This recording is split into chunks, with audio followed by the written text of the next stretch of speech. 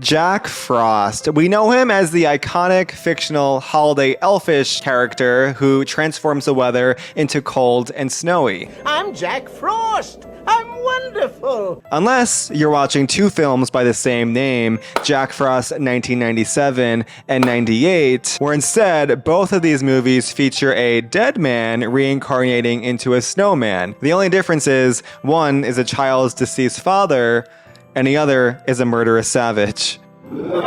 Both films scored a mere 16% and 19% by the critics, which is obviously very critical, but also makes you wonder, what even were these movies and why were they created? Let's take it back to the late 90s and revisit two holiday classics, Jack Frost and Jack Frost.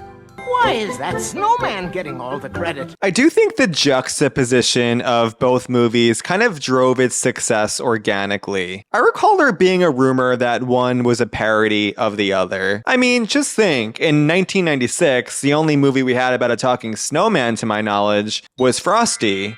The good days. But you know what? I can understand the critical reception to the horror Jack Frost, which we'll get to. But I feel like I'm being gaslit into believing that the family Jack Frost movie wasn't a good Christmas movie. Sure, it was a huge box office flop. I would watch this movie on replay as a child in December because yes, it was sappy and emotional, but it was also cozy and snowy and festive. And I don't think I'm the only one. I went through the comments on the trailer for the 98 version on YouTube, and people were declaring their undying love for this movie. Are we really just easily impressed, or is it the nostalgia getting to us? But even so, our apparent shared love for this film doesn't mean it wasn't a really strange movie. So let's deep dive into the 1998 version first. We'll go backwards. So the film opens up with Michael Keaton and his band performing a blues rendition of Frosty the Snowman. Because of course, his name is Jack Frost, so why wouldn't he be performing Frosty the Snowman? I know now that it's metaphorical to his character, but the audience was really raving about this performance, even so much as a producer had called his team and were like, we gotta sign this guy.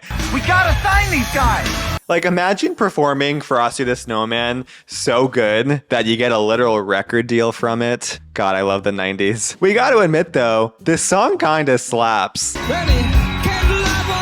Why aren't we playing it more this time of the year? Hey, play Frosty the Snowman by Michael Keaton. Alright, Frosty the Snowman by the Jack Frost Band from Spotify. The Jack Frost Band? Now that's legit. So we are later introduced to his son Charlie, and together they build a snowman. God, can you even imagine knowing that you're going to literally become that snowman in a few days? That is nightmare fuel. That is almost as bad as Tusk. Which we will not discuss that movie here. Anyway, we have some foreshadowing going on here as Charlie says the snowman looks like his dad. How'd you look? He kind of looks like you. And his dad gives him a harmonica because, you know, he's a musician. And speaking of, Jack's busy musician schedule also makes him a little bit unattentive to his family's needs. He keeps missing Charlie's hockey games. He won't fix the sink, which, if a dad doesn't fix the sink in a movie, you know he's a goner. I never did fix that. To make matters worse, he leaves his family on Christmas to perform for those record signing people. Christmas? No. Jack. But then he changes his mind because he realizes what a prick he was for leaving his family on Christmas. And then he gets in a car crash in a blizzard and dies. So I believe in karma and all that, but this is like pretty dark for a children's movie. I know Christmas is obviously a huge family holiday, but Hollywood really makes it a taboo that if you miss Christmas with your family, bad shit's going down. You're gonna be terrorized by burglars, you're gonna be banished to Mount Crumpet and become a Grinch, or even worse, you're gonna become a snowman. And then we just have some really heavy moments. 1 year later, Charlie is sad, lonely, and depressed and breaks down in his mom's arms, and it's sad. I miss him too. He builds a snowman to Fleetwood Mac's Landslide, which, I don't know, as a millennial, when I think of this song, I literally think of building snowmen because of this scene. Is it just me? Now I'm in the mood to build a snowman while Landslide plays. This movie has such a realistic feel to it in the beginning that if you didn't know its concept, you'd think it's a holiday movie about the trauma of losing a family member and the importance of family and grieving and moving on during this period of time. And even as a kid, I enjoyed the beginning of this movie probably more than the rest of the movie. Maybe I was just more logical back then, because what was to come is really strange. It gets weird. Even if I liked this movie, it gets weird. We witness Jack Frost magically come to life as the snowman once Charlie plays the harmonica. It's never explained why the magic harmonica awakens Jack from the heavens into this pile of snow, but his name is Jack Frost. Like, obviously, you're gonna be reincarnated into a snowman. God, to use Jack Frost's IP for this, we need justice. He tries to let himself into the house, to which Charlie screams. After that, though, he shares a romantic, reminiscent moment with Gab, his wife, and she coddles the snowman. How romantic. And then he goes for a night walk, reveals himself to the snowplow guy, to which snowplow guy freaks out and drives away. Finally, some realism in this movie, because while Charlie is mortified initially, he quickly accepts the idea that his dad is now a snowman without even asking like why or how this works. So I'm supposed to believe that you're my dad? And then the dad calls him Charlie Boy. Oh man, Charlie boy. And he's like, "You are my father." Hold on, what'd you call me? Charlie boy. Dad?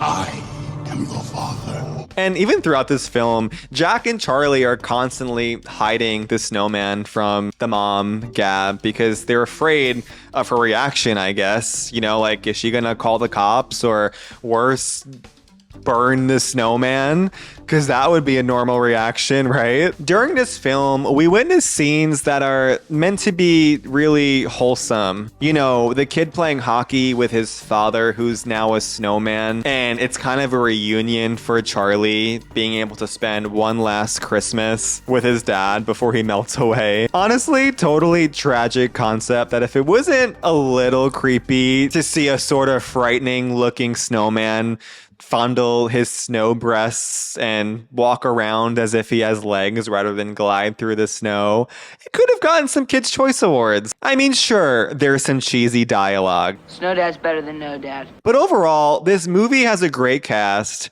emotional, albeit strange concept, and a total tearjerker ending. Who is this?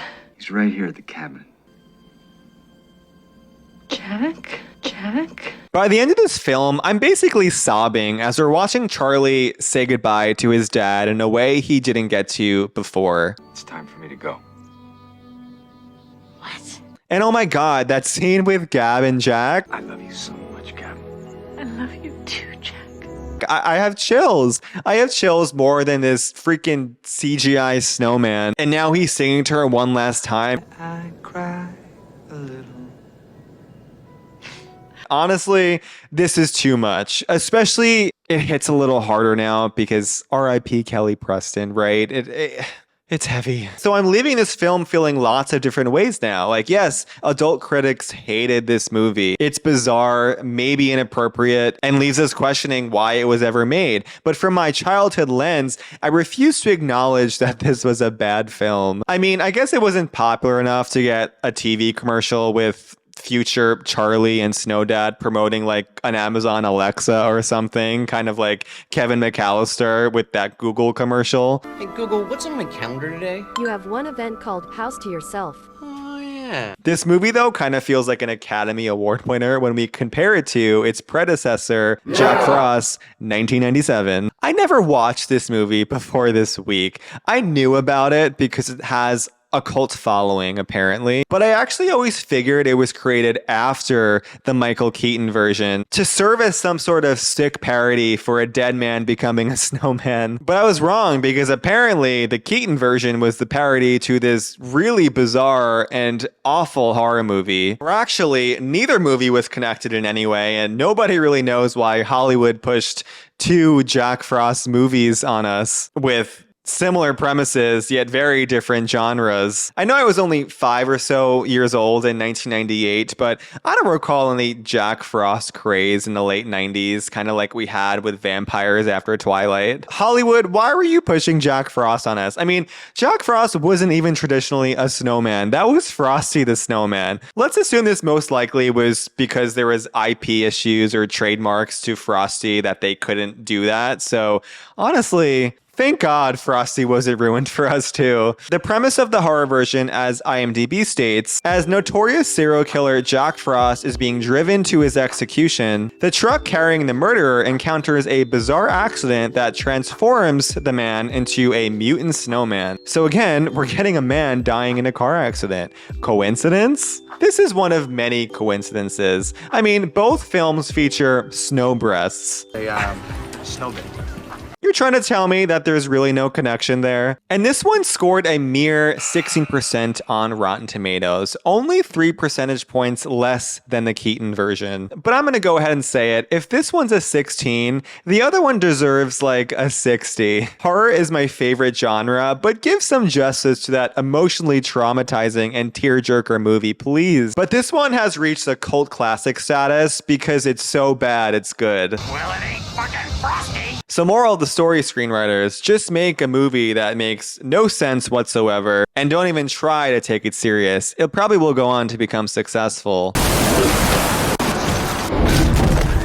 This movie doesn't have too much plot except for the killing spree that Jack Frost goes on. And while we can't always expect a good story from a slasher flick, the low budget of this one really shows. I mean, the snowman's hands are basically oven mitts. One of the killings features a girl taking a bath where we learn the snowman is either hiding in the water with her or he is the water. Well, thank God, because otherwise what else are you doing with a carrot in the bathtub? Where is this going? This scene is nightmare fuel. The snowman picks her up out of the tub as she screams for mercy and he bashes her against the wall, killing her. Can you imagine acting in this scene? Can we talk about that? Imagine doing multiple takes of being naked in front of a fake snowman and screaming for your life just for hours and hours on end. You gotta give credit to these actors. At least though we get a viable explanation as to why this man becomes a snowman, unlike the Michael Keaton version. I created an acid that would bond a human chromosome helix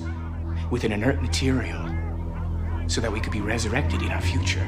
Somehow it makes more sense than the magic harmonica, right? At least now we have an explanation for this madness. It means that the soul exists. The soul is a chemical. Wait, this movie's deep. I do think what makes this film work, though, is that it doesn't take itself so seriously. What the hell was that, Sam? It's a goddamn snowman! Especially like the other one does. I mean, you can laugh at this one and not feel bad about it. You can't really laugh at the other one without kind of feeling like an a-hole for laughing at a kid play hockey with his deceased father, right? It becomes more clear, though, as the film progresses that it's less horror and more comedy. I mean, Jack's head is cut in half to reveal his guts, so now I kind of understand why it has a cult following. It's just good old ridiculous fun where you don't have to care about any of the characters, don't have Stevie Nicks singing her sad song, and can just watch as a savage Frosty bashes a lady's head into ornaments and stuffs her into a Christmas tree. I feel like a better option would have been a murderous Grinch, like justice for Jack Frost.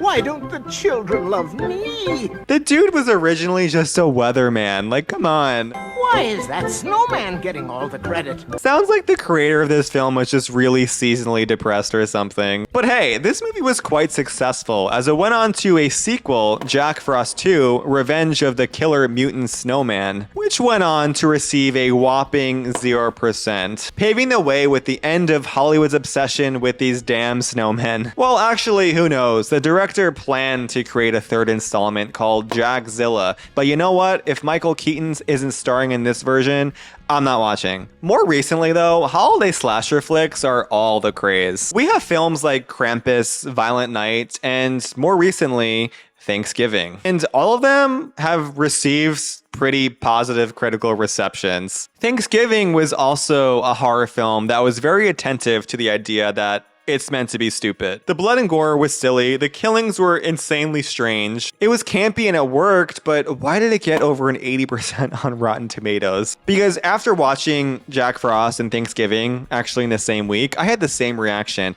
What the f did I just watch? Did I really just see a killer bake a woman in the oven and then set her in the center of the table, then slice her leg as if it's a turkey and serve it on a dish? So, you know, justice for this Jack Frost, because as a holiday slasher movie, it deserves more credit. So you know what? Let's bump up the score. I take it back. 1997 and 1998 were really bizarre years for Jack Frost. Somehow we got a dead man reincarnating into a snowman after a car accident, and one of them made me tear up. The other one made me go like, huh?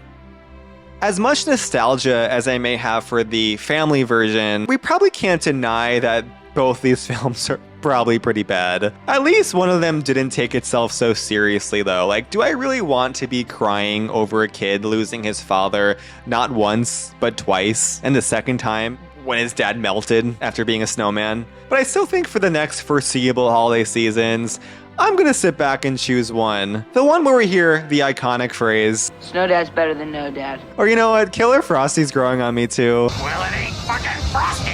Maybe I'll just choose the good old classic cartoon Frosty the Snowman and forget about these chaotically bizarre movies. Happy holidays.